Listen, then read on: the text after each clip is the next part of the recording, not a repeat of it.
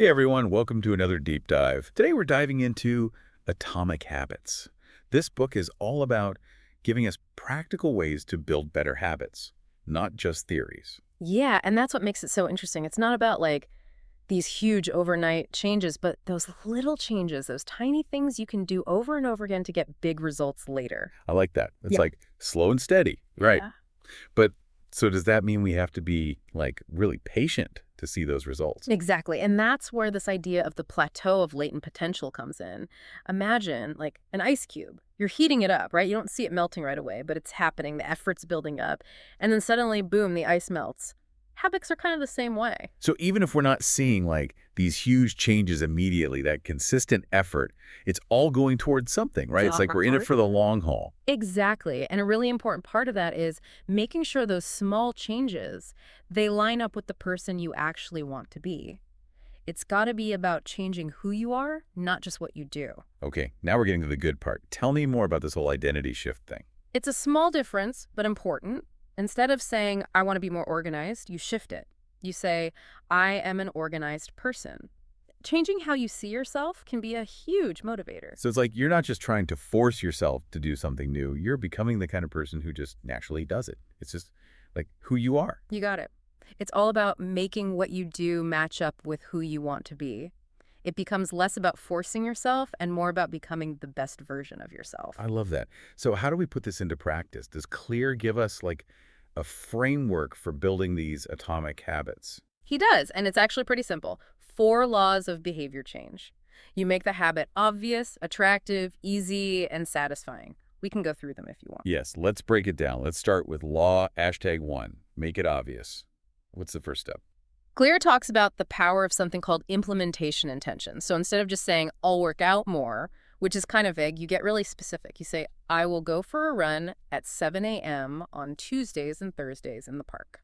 Something like that. So it's less about just having a goal and more about having a plan. No more should-dos, just when and where. I can see how that would make it like way easier to actually follow through. Exactly. It's like you're programming your brain for action. And studies actually show this works. Like one study found that people who made these specific plans, they were way more likely to actually do the thing. Wow, that's pretty convincing. Okay, I'm sold. What about this idea of habit stacking? I've heard Clear talk about that. That's a great one. It's all about using your existing routines to your advantage. You link your new habit to one you already do. Like after I brush my teeth, I will meditate for 5 minutes. Okay, that's like so simple but makes so much sense. Like you're building one good habit on top of another.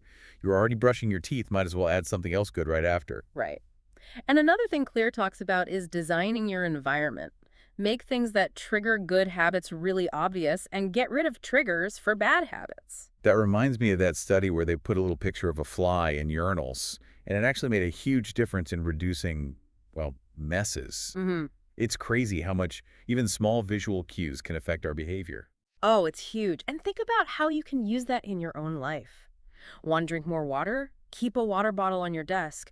Want to read more? Put a book on your bedside table.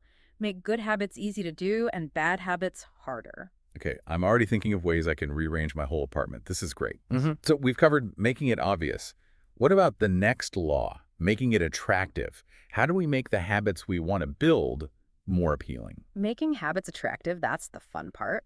One thing Clear talks about is temptation bundling. It's basically pairing something you want to do with something you need to do. Temptation bundling. Okay, Yeah. I like where this is going already. So what's that look like in real life? Okay, so you love listening to podcasts and you know you should exercise more, right? You could bundle those together. Only let yourself listen to your favorite podcast while you're working out. Okay, now that is smart. I'm already thinking of things I can bundle. What else can we do to make habits more attractive?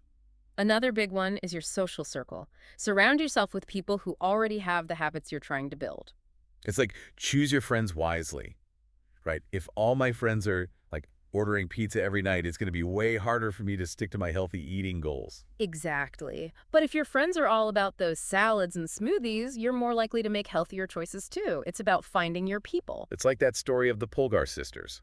Their dad made their whole house about chess, and all 3 of them became chess superstars. Perfect example. But of course, there's a flip side. Remember that experiment, Solomon Ash, where people doubted what they were seeing with their own eyes just because everyone else was giving the wrong answer? Oh, right, right. That just shows how important it is to be careful who we spend our time with. If everyone around us is, like, stuck in bad habits or negative thinking, it's going to be so much harder to break free. Exactly. Choose carefully. Okay, let's move on to law hashtag 3. Make it easy. Oh, I like this one. I'm all about working smarter, not harder. It's all about reducing friction, making the thing you want to do as easy as possible.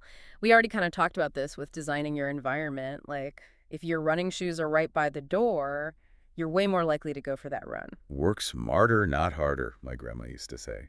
So how do we use this to our advantage when building habits? Clear talks about the 2-minute rule. Basically, you break a habit down into something so small, it takes 2 minutes or less to do. 2 minutes. Okay, I can do that. So instead of write a whole chapter, it's write for 2 minutes. Exactly. You got it. The point is to make it so easy to start that you can't say no. And then a lot of times once you start, you just keep going. Oh, tell me about it.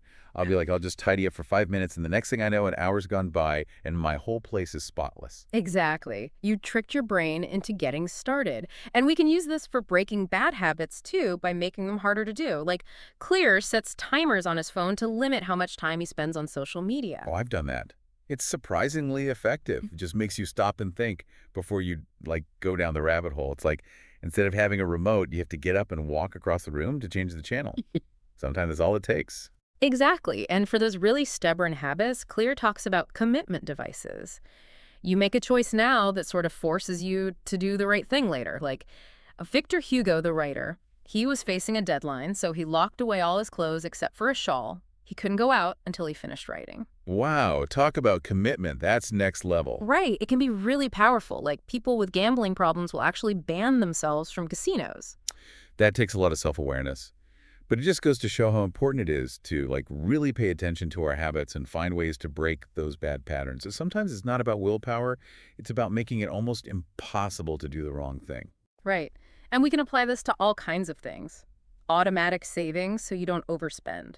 Blocking those distracting websites. Meal prepping on the weekend so you eat healthier during the week. It's about setting yourself up for success. This is so good. This is what I love about Atomic Habits. It's not just a bunch of ideas. It's stuff you can actually use. Okay, so we've covered making it obvious, attractive, and easy.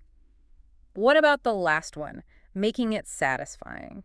How do we keep those habits going over the long term? Making it satisfying. Yeah, that's how you stay motivated for the long run. Exactly. It can't feel like a chore, right? Right. Clear talks about the importance of immediate rewards. Yeah. So, like, give yourself a little something you enjoy after you complete your habit. Okay, so if I actually get out of bed for that 7 a.m. run we talked about, I can reward myself with, like, a fancy latte afterwards. Exactly. It doesn't have to be huge or anything, but something you genuinely like. It helps connect that good feeling to the habit itself. Like training a dog, but with lattes.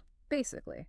And Clear also talks about habit tracking, like actually keeping track of your progress. There's something really powerful about seeing those results in a visual way. Oh, I totally agree. When I check off a day on my habit tracker, it's like a little dopamine hit. I love seeing that progress. Yeah, it's really motivating. And even Benjamin Franklin did this. He used to track his progress on all these different virtues he was trying to cultivate. Wow, so this has been around for a while. It definitely works. Visualizing your progress makes it feel real. Every check mark is a little win. But Clear emphasizes that it's not about being perfect. It's about being consistent. He says, never miss twice. Never miss twice. What does that mean? So it means if you slip up, it's not a big deal. You just get back on track as soon as you can. Like, one missed workout doesn't mean your whole fitness plan is ruined. One late night doesn't undo weeks of good sleep. Okay, so it's more about progress over perfection. Exactly. But there's something to watch out for here. Clear warns against getting too obsessed with the numbers, like losing sight of what really matters. You know what Goodhart's law is, right? Mind me. Yeah, so it basically says when something stops being a good way of measuring something, when you start focusing on it too much. Like, let's say you're trying to walk 10,000 steps every day, but you're, I don't know, not sleeping enough or missing out on time with friends just to hit that number. Right, right. It's like the number becomes the only thing that matters, and that's not good. Yeah, exactly. It's all about balance. You use those numbers as a guide, but you don't let them run your life. I like that. So this has been amazing. We've talked a lot about how to build good habits, making them obvious and attractive and easy and satisfying, but I think we all have those days where it's like, ugh, You just don't feel motivated. Totally. Clear talks about that too. He says it's not that successful people have more motivation, they just do it even when they don't feel like it. It's like, just do it, right? Exactly. And, thinking back to the Goldilocks rule we talked about. Finding that sweet spot where something is challenging but not impossible. Right. That's how you get into that flow state where you're just like totally in the zone. That's the dream, right? Time flies by, you're totally focused. For sure. So we've covered building those atomic habits, making them obvious, attractive, easy, and satisfying.